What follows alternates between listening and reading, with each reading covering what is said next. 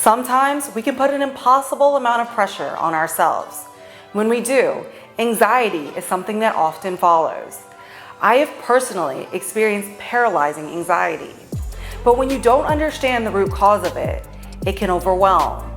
That was the case for PGA Tour pro Andrew Beef Johnston, who joins me on this week's Mental Health Timeout. In 2016, you went from being a relatively unknown professional golfer to instantaneous fame, especially in the United States. On top of just internal pressure that elite athletes place on themselves, that adds a level of external pressure because, we all want to live up to the hype and we all want to, people please. I think that's like natural thing. But if you're unable to process like significant changes like that and stress that adds in your life, that's when I think you can see people have mental health struggles set in, whether that be anxiety or depression. And it seems like from the outside, that's what happened for you. And I think a lot of people can relate to that now because there are so many changes that people are experiencing with this pandemic. How would you describe the mental health struggles that you faced over the last few years? And how and when did you get to a point where you really realized you needed help in figuring out how to overcome what you were experiencing? Yeah, I couldn't agree more with you. I think, it sort of happened overnight almost. And it happened so quickly. And we were playing so many golf tournaments week after week. I didn't have any time to stop and think about what was even happening. And that definitely changed. My mindset slowly started changing. Where I'd play quite carefree. If I had a bad week, I wasn't that bothered about it. We'd just go and play, have another go the next week. I definitely felt like I had to perform better every time, more and more and more. Yeah. And say if I finished the tournament 20th, 30th, I'd be like, okay, it's not a bad week. A few little changes and see what happens next tournament. Where my mindset slowly changed and it was not good enough. Yeah. Nothing was ever good enough.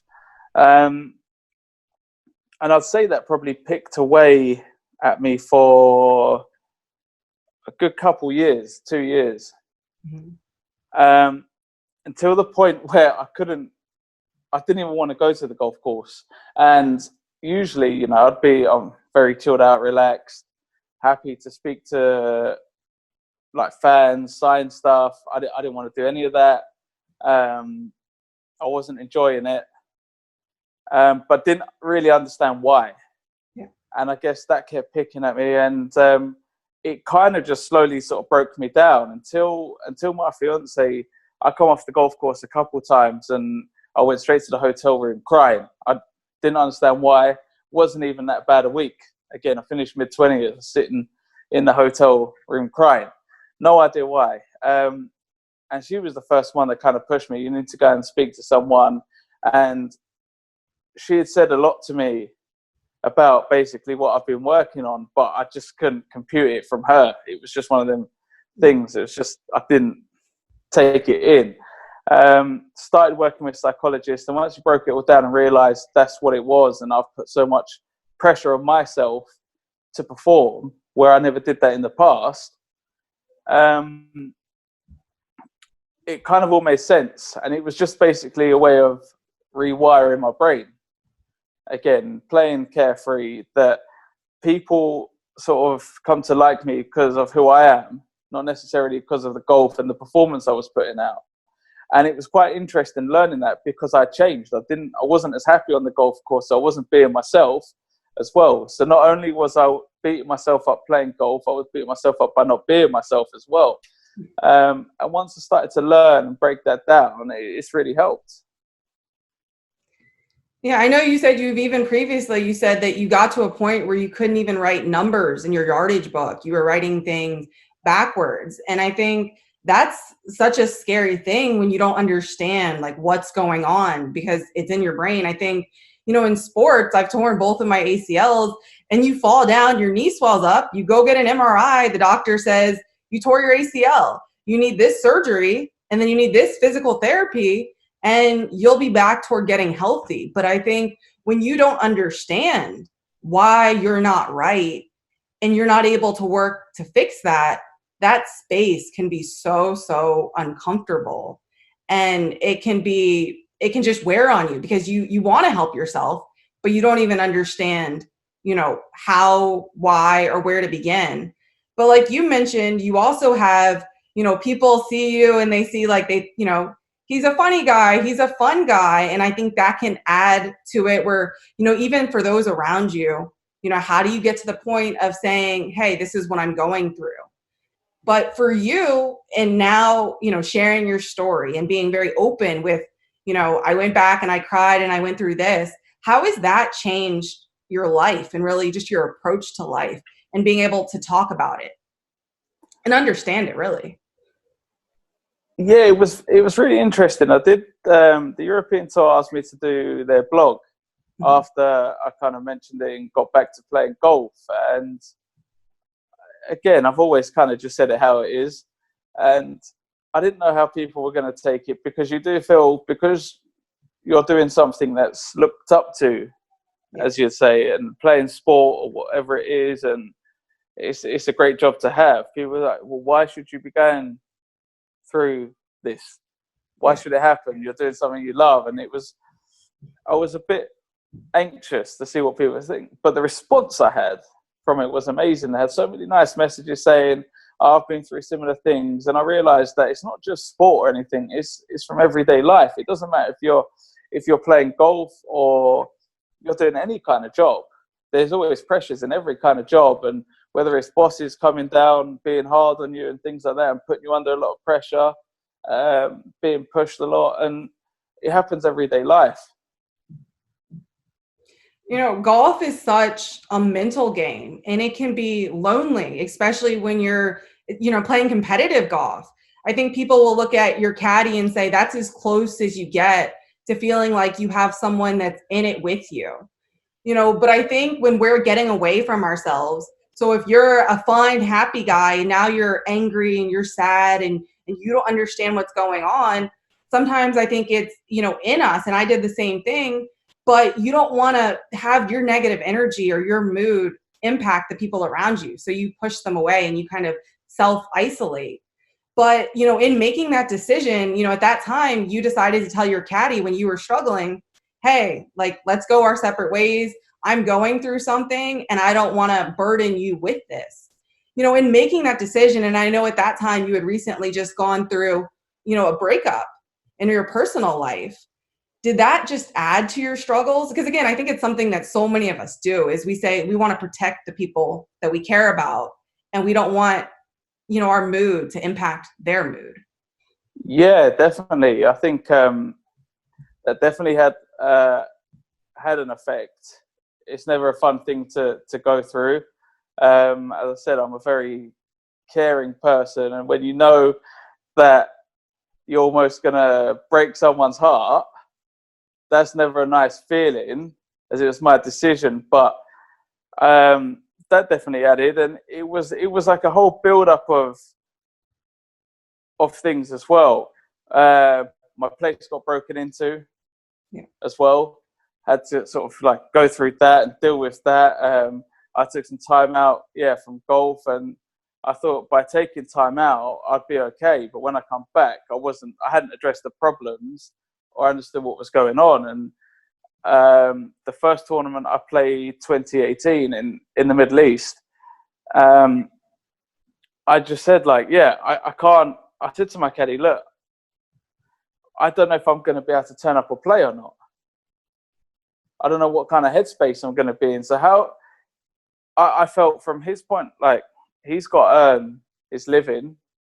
And at the moment, I wasn't in the right space to sort of have that on my shoulders. And I said, look, you're better off finding someone else, because, I could pull out the tournament last minute and I don't want to let you down. And it was kind of a case of just clearing everything to rebuild again. But I didn't know I was doing it at the time. I just wanted to take that pressure off me and sort of respect him. It wasn't a disrespectful thing. It's more respectful to say, look, like, I'm not right. So please find someone else, because, yeah, I'm not sure what I'm going to do every day, week to week. And I think that goes back again to just us wanting to help ourselves, us wanting to help even the people around us, but not understanding how to do that. As you mentioned, you took almost 2 months off to kind of get your head right. What do you think during that time that you didn't really understand about what you were going through? Did you not maybe understand the seriousness of, I think sometimes we think, let's get away, let's recharge, and then I'll be good.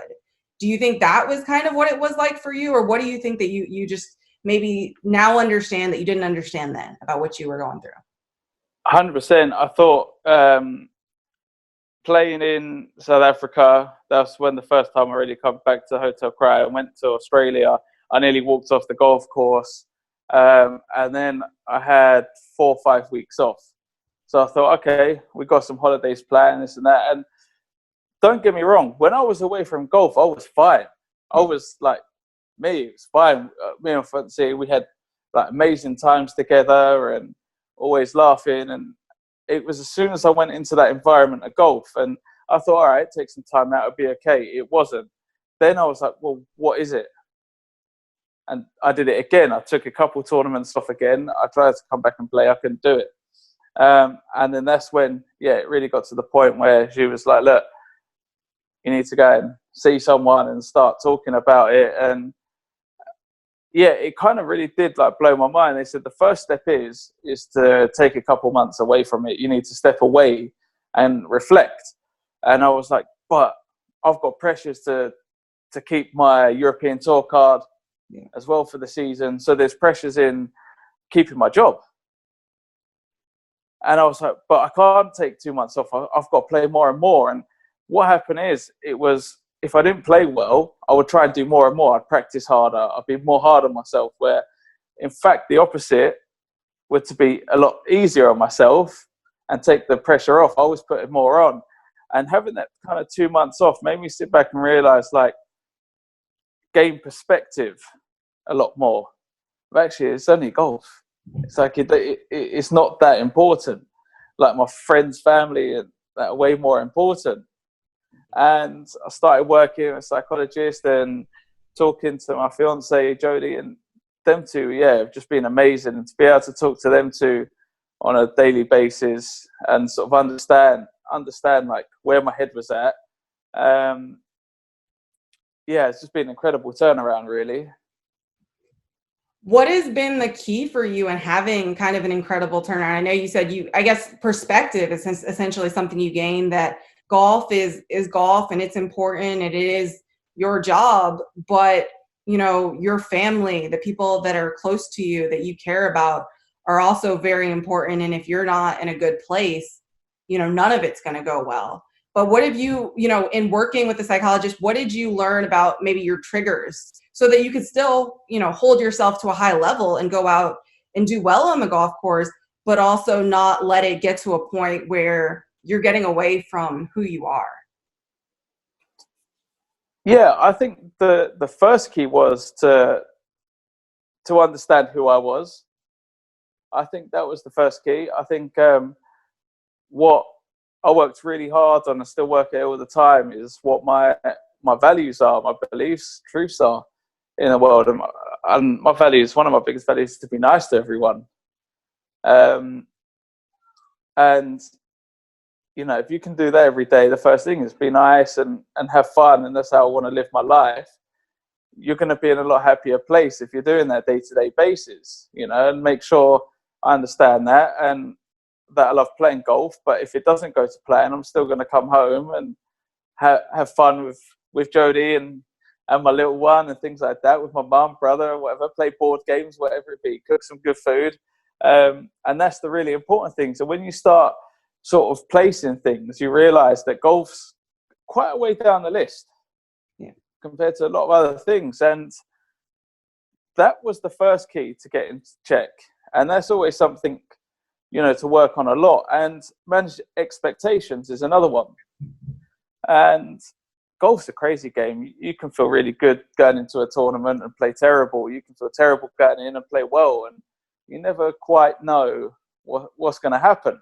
It's sport, and managing expectations. And I I think, my expectations and I'd got so high, they'd got so hard, I'd got so hard on myself, was to be like nice to myself and not worry about it. And it's one of the sayings is, what do I expect from today?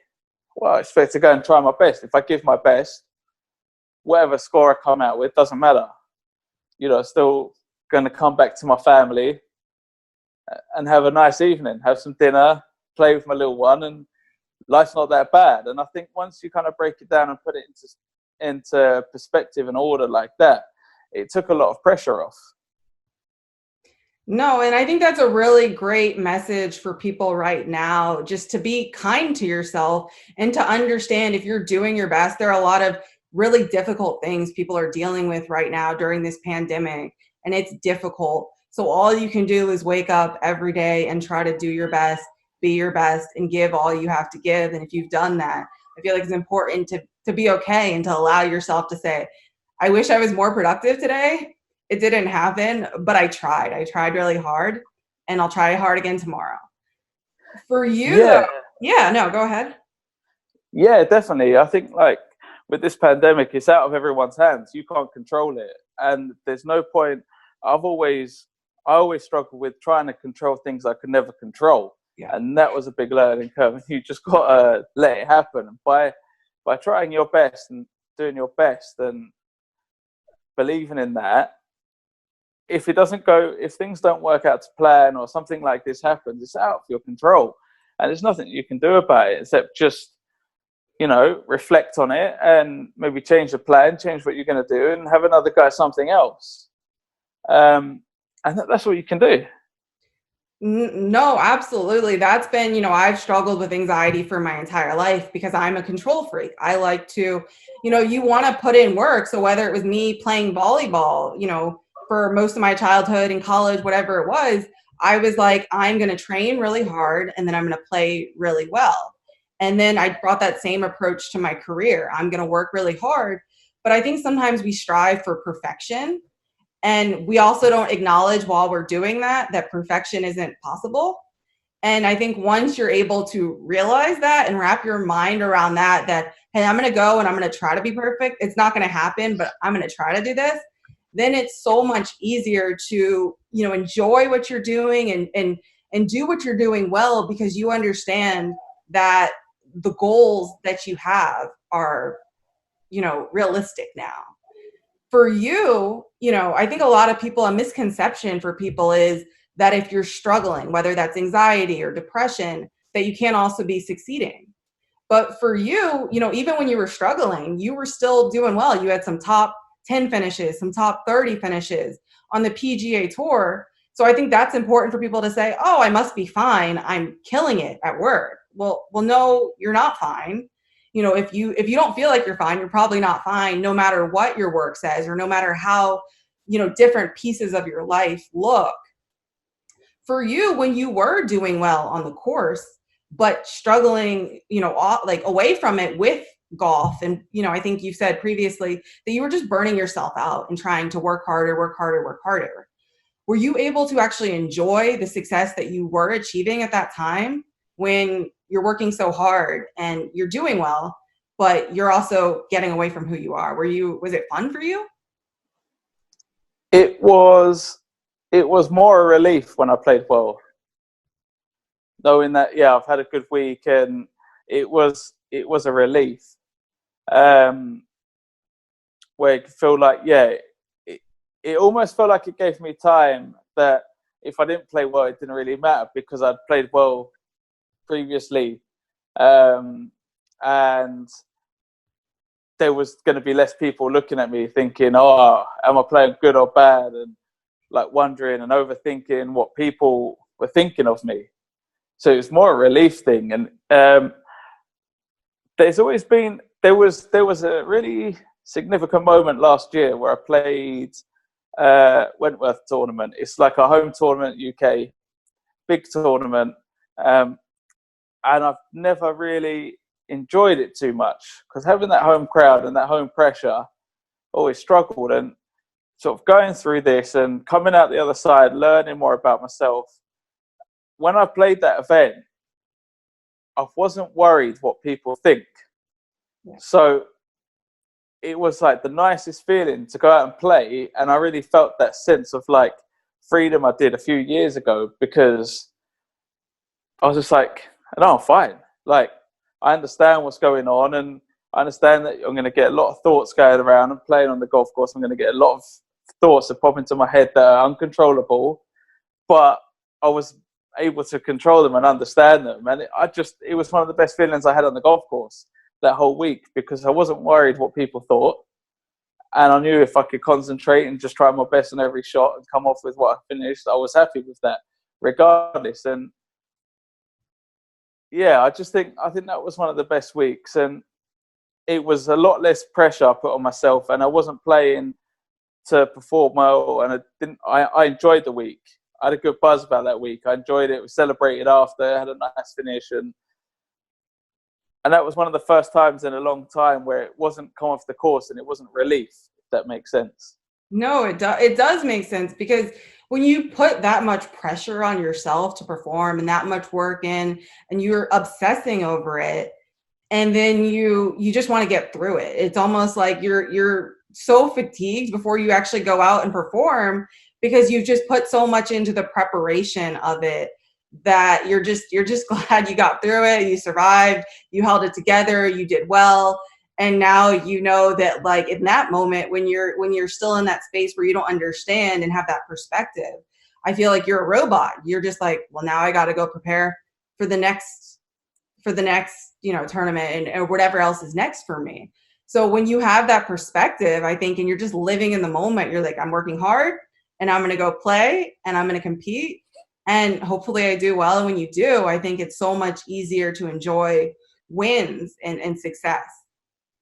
Yeah, 100%. I think like one of the best times in 2016, 2015 when I played, some of my best golf was, if I had a bad week and I didn't make the weekend, I'd go and have a load of drinks on the Friday, enjoy myself, relax, wake up Saturday morning with a massive hangover, and and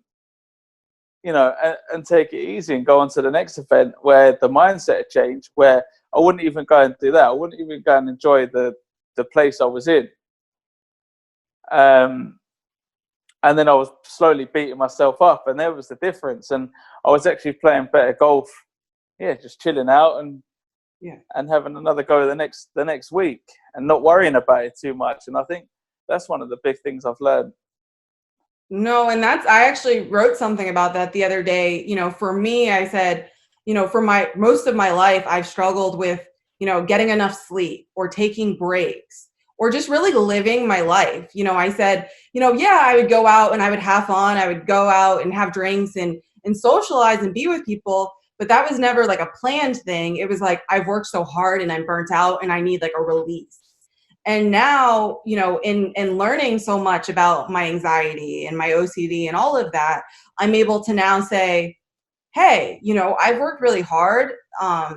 This holiday is coming up, or this Tuesday, my friend has this going on. I'm going to go and do this, even though I've got work. And I'm able to kind of, yes, the work still matters to me and it's still on my mind. I've got this going on Friday and I have to get this done. But I'm able to like let myself go and be and like live.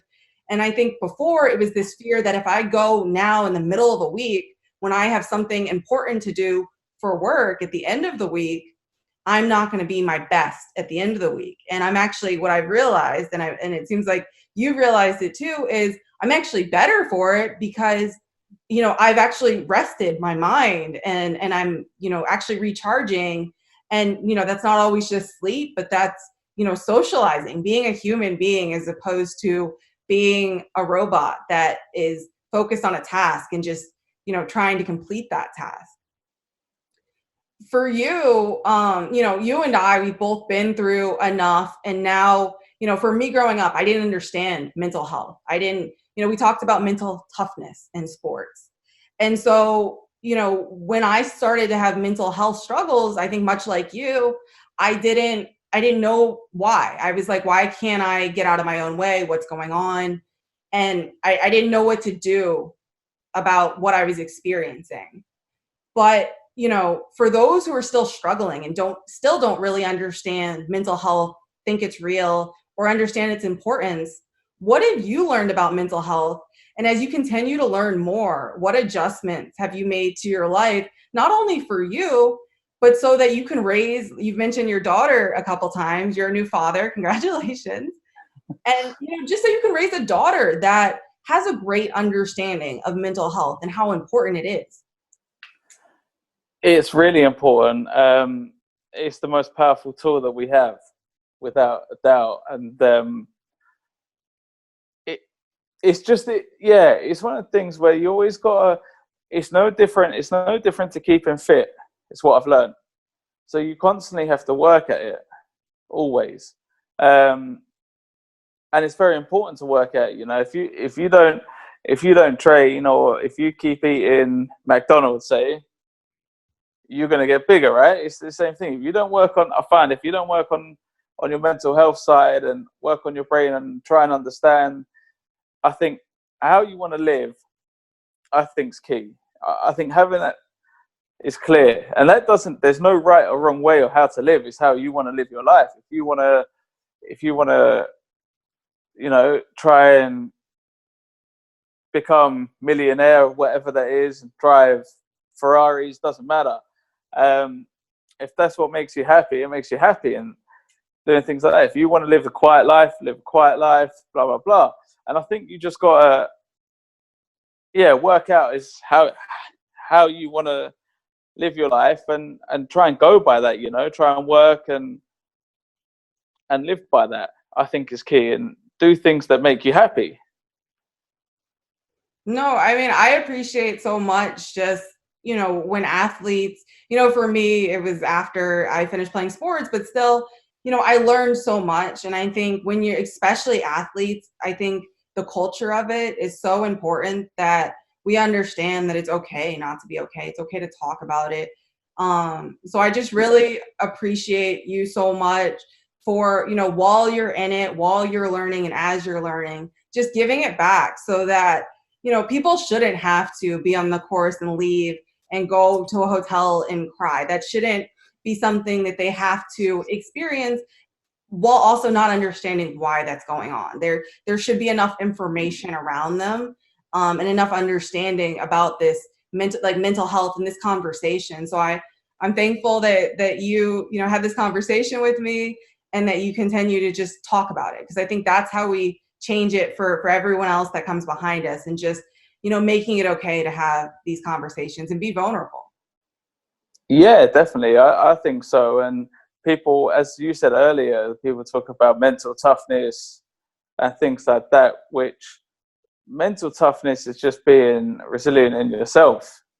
That's what I'd call mental toughness, is if it's not about that ego and about, I look the toughest, I feel the toughest, blah, blah, blah. It's absolute rubbish. And you're better off, talking to someone, anyone. It doesn't matter if it's friend or family, whatever it is, saying, and just talking and reflecting and working out why you're feeling like that. I think, again, one of my biggest problems was I always felt guilty when I said no to people, and understanding, learning actually to say no. Yes. Which is absolutely fine as well. And understanding that if you say no, someone might not like it, but actually don't feel guilty about it. I've only said no, it's not that bad. And just spreading the word. I think talking about how you feel. If you're not happy with something, talk to someone, see if you can work it out, understand it. But it doesn't make you less of a person if you talk and speak openly about it at all. No, and I think that's actually a really good point, because I think so often the people that do end up, and obviously there's all sorts of people that end up with everything from anxiety to depression or other mental health issues. But I think, a lot of the people that I've spoken to and realized and been able to kind of see similarities in is you want to give and give and give, and you want to make everyone around you happy. And like you said, saying no, and I've dealt with a lot of guilt in my life for things that really you shouldn't be guilty about. You shouldn't be guilty if you can't do something for someone else that you want to do. That's great that you want to do it, but it's so important. I think, people talk about self-care and understanding that you're better to everyone around you if you're being kind to yourself first, and you're being patient and treating yourself right, and letting that go, letting that guilt go, and understanding all you can do is all you can do. 100%. Yeah, I couldn't agree more. Thank you so much, Beef. I appreciate you taking the time. Anytime.